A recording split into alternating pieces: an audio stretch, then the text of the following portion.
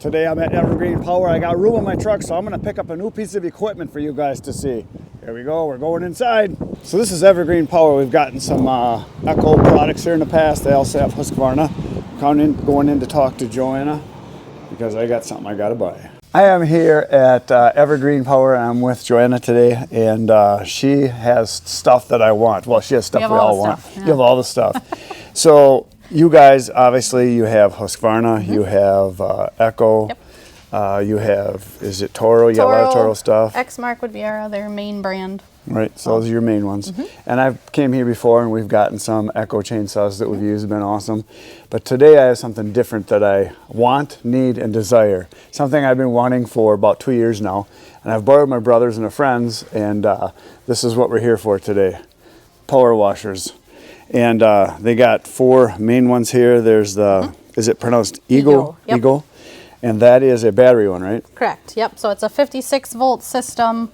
Depending on the model you go with, they have different amp hour ratings. So the amp hour is the capacity of the battery, which is going to give you your run time.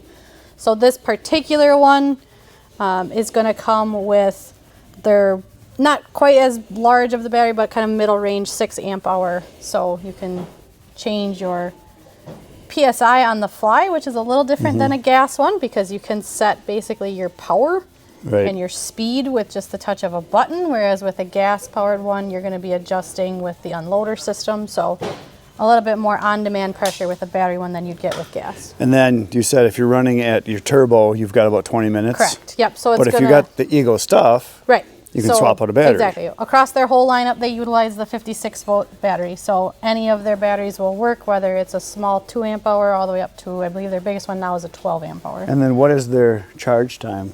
So the recharge on these per battery is about 45 minutes to an hour. So depending on how far down they're drawn, most of the time on average. If you had 2 extra batteries, you could pretty much continuously work. Yeah. Yep, exactly. Nice. Now, obviously, like a lot of the systems, people don't realize, like a lot of the systems, when you buy into a battery system, you're kind of locked into it, and that's the brand you go with, and that's kind of how it works. Once you start with one, stick with one, because the battery is the investment. Yeah, and what are the batteries for these Eagles? So it depends on the size again, but they'll range anywhere from about $150 on the smallest one all the way up to $700 on their biggest one. Big one. So what does this one come with? What size? This comes with 2 6 amp hour batteries in what they consider the kit. So when you buy it in a kit, it's going to be the tool, the batteries, and charger, depending on which kit. It might be multiple batteries and multiple chargers. So. Got it. Cool. Okay, and then over here you've got a little ECHO one. Yep, so then we go into what is still electric, but now we're talking about a corded electric. Oh, okay. So you've got a little bit less output, so you're around 1800 PSI. And that's pretty good though for an electric one. For an electric one, it is. Couple of cool things about this is it has the hose reel built right into it. So you've got your hose for your power washer one, where when you're done you can just wind it up. You don't have to worry about storing it separately. And then this one does actually come with a separate nozzle that you can use if you're going to be utilizing soap. So the one that's on here now is actually the soap nozzle, and then you can swap it out with this one, which is what they call their turbo nozzle, which you can adjust. So you can see how it's opening there, so you can adjust to get more or less pressure. Do that again. That's kind of neat how it narrows down there. Oh, cool. More or less pressure depending on where you have that set. So most of the time when you're looking at an electric one that's less expensive, you're not necessarily going to get the option of doing soap. So that is nice about this one, that it gives you that option. And everything is stored on board. And now before we go any further again, I mentioned to Jen, I did look up different brands online, and Husqvarna does make a couple of brands, and I would have been fine with Husqvarna, but you said Husqvarna doesn't actually even make them. Correct. They put their name on them. They're actually manufactured, from our experience in the last couple that came for service, by Briggs & Stratton. Okay. And do you guys stock those or don't even have them? So they're very picky about who they sell them to, and right now on the forest and garden side of things, where we are with their mowers and chainsaws, we can't even buy them. Oh, interesting. So for the most part, those are going to be at your box stores. And for those of you that are on the dark side, on the steel side, I did look up those too. They do offer one. They do have quite a few, but because they've been good to us in the past, I thought, I'm coming to Evergreen. Absolutely. And so then what do you got after that? Now we're into the gas ones. So then they go into their gas. So they previously have had I believe, up to 4 models. They've narrowed it down to their 2 most popular that they still offer. So the first one here we're looking at, again, is going to be 3100 PSI. By far the most popular one that we sell. It's in a good pressure range for most people if you're cleaning your vehicle, your boat, you know, even your siding on your house, even down to your pavement, because it does give you the different size tips for the different applications. So what I tell most people is the 0 degree one you really should never use. You could actually put a hole in your concrete with that. No So kidding. the 15 and 40 are the most common. And then this one, again, is going to be equipped to utilize for soap solution as well. Cool thing with this one is that soap reservoir is built right into it, right on the bottom, so you don't have to have a bucket with you. Everything is contained.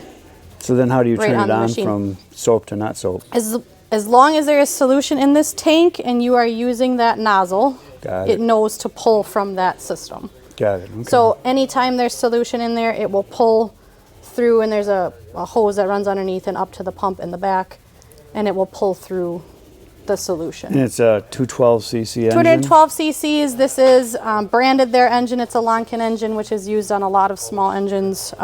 They used Kohler for a while, Subaru for a while. We've had the best luck with this one. And as far as horsepower, what does that equal? So 250 is about 8 horsepower. So I would say you're 6-ish. probably in the 6.5 to 7. Yeah, okay.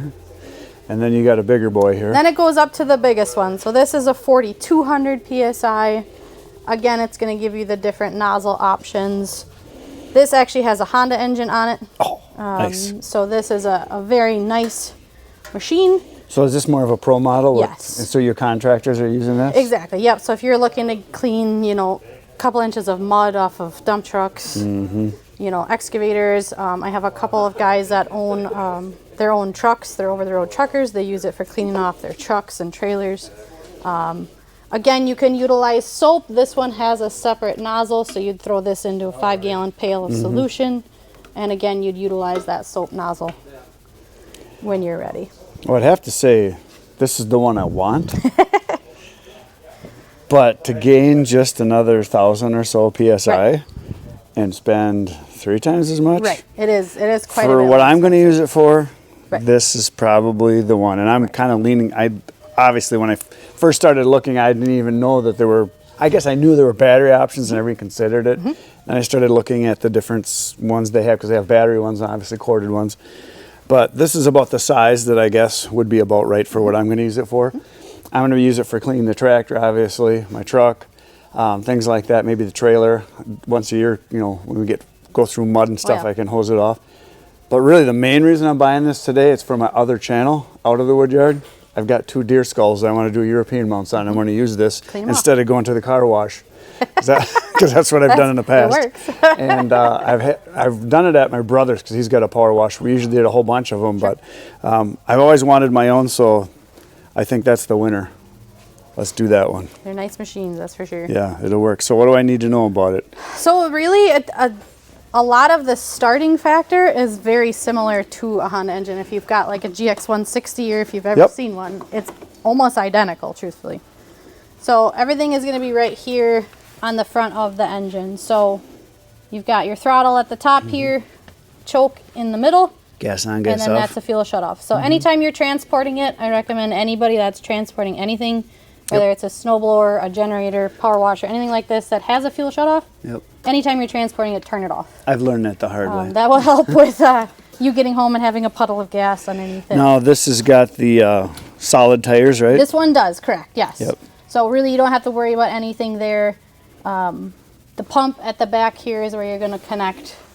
And you mentioned to me about making sure before it freezes to clean that out. Correct. What do you do? Back here on the pump, where you would normally put in your garden hose, which is this guy right here. They make a product. Let me grab it here. Some people call it Pump Saver. ECHO makes their own by Red Armor, which is their, what I would consider their synthetic lineup of fluids, oils, lubricants, that sort of thing. This is basically a antifreeze, but it's also a lubricant. So what you want to do at the end of your season, especially where we are, where this has a chance that it could freeze. Oh yeah. This is going to basically thread in just where your garden hose would. You're going to take off and disconnect your hose and your wand. Mm-hmm. And then drain that, I suppose, too. Yep, exactly. Now you can just gravity dump. This will thread right into here, and this can is pressurized. So really what you're going to do is hold down that top button until it starts coming out where your hose and wand would normally hook in. Mm-hmm. And that forces its way through the pump, through all the seals in the pump, and it forces all the water out. Got it. So usually you'll get a couple of uses out of this one can. I think this is like a 4-ounce can. So if I think I'm done for the year, I do it. And then if I do it again, obviously empty it back Exactly. out. If I get one of those freak days and right. global warming weather here where we're going to have 50 degrees sometime in January or whatever, and I feel like washing something, oh, cool. Exactly, yeah. And it's literally just, you know, plugging that back in there. And again, that'll help preserve all the seals inside of there and get the water out, which is the most important thing. So where does it connect? This will thread in right through. So that, and then what about the hose? Where does that connect? Right here? Hose and wand is going to be through the quick connection. That's a quick couple right here. So it's quick. It's going to be a quick connection on the wand on one end, and then a quick connection to the pump on the other end. And then this is for the wand. Exactly. Yep. So that'll go in there. This comes standard with a 25-foot hose. Oh. You can get bigger ones, of course, but that's what's going to come with this. And then one. how many gallons per minute? Is this like 2.5 or something like that? So this is just pretty standard. I saw that in a lot of them. Yeah, so this is just a duplex pump, so it's not a super heavy duty one. When we get into, again, that bigger commercial one that you looked at, that's going to have a triplex pump, so that's going to have a lot more output and movement. But again, it's going to have that big 390 engine on it. So now you're talking, you know, almost 9.5 horsepower there. So. I think my splitters, I don't think it's a 390, it's like a 360 on my log splitter. Yeah, awesome engines. Honda makes great stuff. Oh yeah, for sure. So what's the regular maintenance schedule on it? To run it for like 50 usually hours? So usually they'll say the break-in period on these is about 15, and that's for your first oil change. And then usually you can treat it just like you would a lawnmower, so 50 to 75 hours after that. For most people, you know, they'll get a couple years out of it at that rate. Yeah. If you use it a lot, obviously you want to do it more often. But they do have just the small dipstick and oil fill on the one side there, no different than you would on the smaller Honda. So is it like a quart or a little less than a little under? And this right here is the drain, I'm guessing, down here? Correct. Yep, okay. And then you do have, with this unit, this pump comes with an unloader valve. So if you are using it and you don't want the full 3100 PSI, once you have the pump started up, you can actually adjust your PSI at the back there, so you don't have to feather the handle if you don't want to. What normally is the issues that for maintenance that people do or don't do? Most people, truthfully, it's the pump. You know, treating it with that antifreeze system is definitely going to help. You know, $10 for that little bottle of lubricant. So that's just a holder down there, I see. Okay. Yep, everything stores on there. Yeah, nice. Again, your tips just pop out of here at the top, so you can store everything on board. One thing you'll notice across power washers is that sometimes they'll use different colors. Like some companies use a green tip. Their actual, it's really hard to see, but the actual degrees is written it's on there. and stamped into each but they have the tip. color coding there too. So. This one does, correct. So some of them will have a green. I think the green's usually like 30 degrees. It's about a gallon tank, it looks like. Correct. And run time, couple hours? Usually, depending on how much, you know, how often if you're running it all the time. And the cool thing with this is there's a little tether on it, so you can't lose your cap. Oh, nice. Which is nice. So set up very similar to the Hondas without the Honda price tag. Yeah, very cool. Well, thanks. I think I need to give you some money. I did bring some Uncle Benjamins today. So we're going to take care of that, and then we're going to load her up and go do some squirting.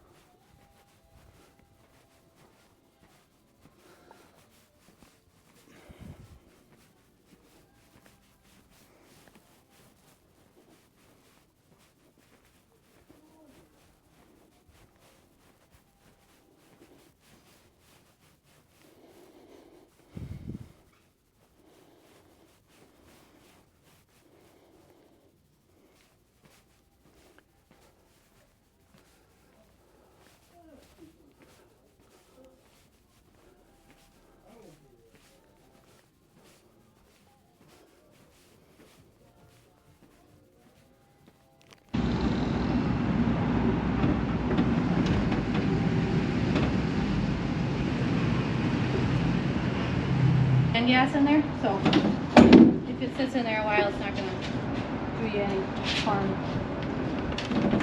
So Husky has canned gas. It's They not have 4-stroke two-cycle. and 2-stroke, yeah. Kind of sweet. I didn't even know they had the other Yeah. kind. Yeah. Well, thank you very Yeah, much. absolutely. Any questions, let us know. But We'll do that.